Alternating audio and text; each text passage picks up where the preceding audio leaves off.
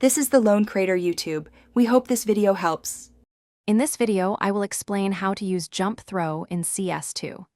A jump throw is a crucial technique that allows you to release a grenade at the absolute peak of your jump.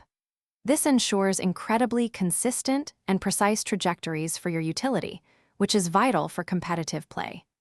Mastering this skill will significantly elevate your game, enabling you to execute complex strategies with ease and reliability. It's a fundamental mechanic for any serious player looking to improve their grenade usage. To set up your jump throw, open the developer console in CS2.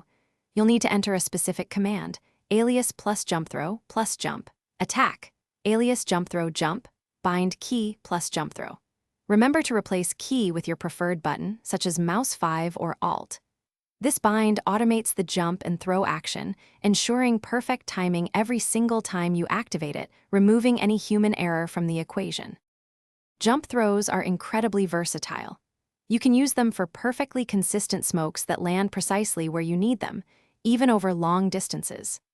They are also excellent for executing pop flashes that detonate exactly as you peak an angle, catching opponents off guard. With the bind, the timing is handled for you, allowing you to focus entirely on your positioning and the specific lineup for your grenade, making complex plays much simpler. To truly master jump throws, consistent practice is key. Head into an empty server and enable SV Cheats 1 and Knocklip to freely explore grenade lineups.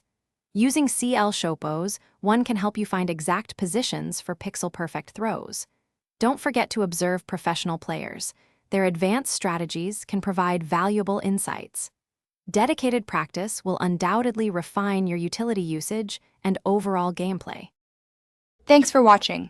Consider subscribing if we helped you.